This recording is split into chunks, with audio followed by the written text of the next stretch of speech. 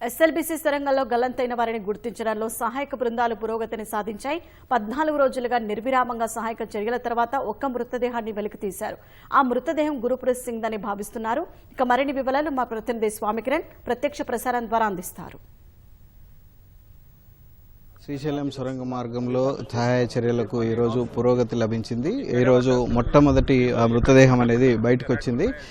ఈరోజు D2 అనే ప్రాంతంలో తవ్వినటువంటి అధికారులు అక్కడ గురుప్రీత్ సింగ్ టన్నల్ బోరింగ్ మిషన్కి సంబంధించినటువంటి ఆపరేటర్ అయినటువంటి మృతదేహాన్ని ఈరోజు వెలికి తీశారు. ఈ మృతదేహం అంబులెన్స్ ద్వారా ప్రస్తుతం నాగర్ కర్నూలు జిల్లా ఆసుపత్రికి తరలించడం జరిగింది. అయితే ఇది గురుప్రీత్ సింగ్ సనిప్రీత్ సింగ్ అనేది ఇంకా డిక్లేర్ చేయలేదు. అక్కడికి తీసుకెళ్లిన తర్వాత ఆ మృతదేహాన్ని అంతా కూడా శుభ్రం చేసి ఆ తర్వాత కుటుంబ సభ్యులతో ఆయనకు ఉన్నటువంటి ఆనవాళ్ళన్నింటినీ కూడా గమనించి చివరికి వాళ్ళ కుటుంబ సభ్యులకు అప్పగిస్తారు. అక్కడ మృతదేహానికి సంబంధించి కుటుంబ సభ్యులు అప్పగించిన తర్వాత వారికి అంటే 25 లక్షల చెక్కును కూడా ఆ కుటుంబ సభ్యులకు అప్పగించి అక్కడి నుంచి వాళ్ళ సొంత ఊళ్లకు ఈ మృతదేహాన్ని తరలిస్తున్నట్టుగా మనకు తెలుస్తుంది. అయితే 15 రోజుల రెస్క్యూ ఆపరేషన్ తర్వాత ఈ ఫలితం అనేది మనకు వచ్చింది. 15 రోజుల పాటు NDRF, SDRF, సింగరేణి కాలనీస్కు సంబంధించినటువంటి వాళ్ళంతా కూడా రెగ్యులర్గా ఈ ఫాలోఅప్ చేసి చివరికి ఈ మృతదేహాన్ని వెలికి తీయడం జరిగింది. మొత్తానికి 15 రోజులలో మొత్తం NGRI వాళ్ళు 8 స్పాట్లు గుర్తించారు. ఈ 8 స్పాట్లలో 2 చోట్ల తవ్వారు. ఆ తర్వాత 2 చోట్ల తవ్వినా ఏం రాకపోవడంతో కేరళ నుంచి ప్రత్యేకంగా తెప్పించినటువంటి క్యాడవరీ డాగ్స్తో అన్వేషించారు. ఈ అన్వేషించినటువంటి జాగిలాలు కొన్ని పాయింట్లను సూచించాయి. ఆ పాయింట్లలో మనకు ఈ తవ్వకాలు జరగడం జరిగింది. తవ్వినటువంటి D2 అనే పాయింట్లో ఈ మృతదేహానికి సంబంధించినటువంటి అదేంటిది కాళ్ళు అంటే చేతులు వేళ్ళు కూడా నిన్న రాత్రి బయటికి వచ్చాయి. బయటికి వచ్చినటువంటి వెంటనే ఈ మృతదేహాన్ని చాలా నెమ్మదిగా తీయాలన్న ఉద్దేశంతో మృతదేహానికి ఎటువంటి ఇబ్బందులు కలగకుండా చాలా జాగ్రత్తగా రెస్క్యూ ఆపరేషన్ని నిరంతరాయంగా సింగరేణి కాలనీకి సంబంధించిన NDRF సంబంధించినటువంటి వాళ్ళంతా కూడా కొనసాగించడం జరిగింది. ఈ రోజు సాయంత్రానికి అంటే ఇంతకు ముందే ఒక హాఫ్ అన్ అవర్ ముందు ఈ మృతదేహాన్ని లోపటి నుంచి బయటికి తీసుకురావడం జరిగింది. అయితే అక్కడ మృతదేహాన్ని గుర్తించడంలో కొన్ని సూచనలు వాళ్ళు పాటించారు. ఆ మృతదేహానికి ఉన్నటువంటి హైటు అలాగే ఆయన వేసుకున్నటువంటి బట్టలకు ఉన్నటువంటి రాబిన్స్ అనేటువంటి గుర్తు, దీంతోపాటు వెంట్రుకలు, దీంతోపాటు కాళ్ళు, ఆ షూస్, వీటన్నిటిని గుర్తించి మనకు వాళ్ళు ఈయన గుర్ప్రీత్ సింగ్ అయి ఉండొచ్చు అని చెప్పేసి వాళ్ళు చెప్పడం జరిగింది. ఈ గుర్ప్రీత్ సింగ్ సంబంధించినటువంటి వాళ్ళు గుర్తించడం జరిగింది. అయితే రెస్క్యూ ఆపరేషన్ సంబంధించి మనతో పాటు రెస్క్యూ ఆపరేషన్ జనరల్ మేనేజర్ గారు ఉన్నారు. సార్ చెప్పండి, రెస్క్యూ ఆపరేషన్ ఎట్లా చేశారు, ఎట్లా బయటపడింది మృతదేహం? మేము గత 3 రోజుల నుంచి ఈ రెస్క్యూ ఆపరేషన్స్ని కొంచెం ఫాస్ట్ పేస్లో చేయడం మొదలు పెట్టామండి.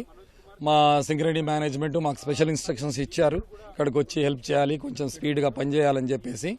సో మేము గత 3 రోజుల నుంచి మెయిన్గా ఫస్ట్ మెటల్ స్క్రాప్ అంతా తీసేసి మనకు ఎస్కేప్ రూట్ కరెక్ట్గా ఉండేటట్టు చూసుకున్నాము. అట్లాగే ఎక్స్కవేటర్ కూడా ముందుకెళ్ళేటట్టు చూసుకున్నామండి. దాని తర్వాత మనకు మన కెడవర్ డాగ్స్ వచ్చాయి. ఆ డాగ్స్ 2 ప్లేసెస్ మనకు D1, D2 అని 2 ప్లేసెస్ ఇచ్చాయి. ఆ 2 ప్లేసెస్లో తవ్వకాలు మొదలు పెట్టాము. మాతో పాటు ర్యాట్ హోల్ మైనర్స్ కూడా వాళ్ళు కూడా అసిస్ట్ చేశారు.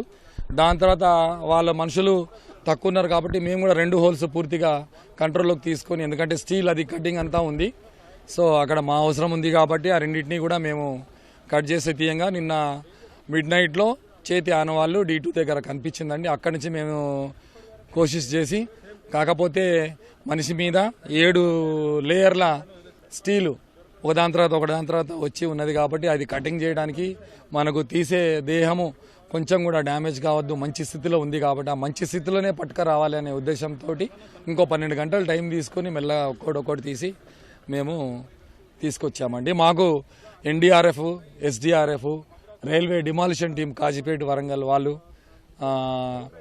తర్వాత ర్యాట్ మైనర్స్ ఇందాక చెప్పాను, వీళ్ళందరూ మాకు సాయం చేశారండి. ఇది హైడ్రా కూడా చాలా బాగా పనిచేశారండి వాళ్ళైతే. ఇప్పుడు మీరు గుర్తించిన మృతదేహం దగ్గర ఇంకా ఏమైనా ఉండే అవకాశం ఉందా? జాగలాలు ఏమైనా గుర్తించా? ఎన్ని పాయింట్లు ఉన్నాయి ఇప్పుడు తవ్వడానికి? ఇప్పుడు మొత్తం 2 పాయింట్లు ఒక పాయింట్లో తీసేసామండి. ఇంకో పాయింట్లో మామూలుగా ఇండికేషన్ ఇచ్చింది, ఎందుకంటే అవతల ఉంటే దాంతోపాటు వాటర్తో పాటు వచ్చే స్మెల్ కూడా అలా అట్లనే ఇస్తుంది కాబట్టి మాకు అది గ్యారెంటీ ఇంకా లేదు.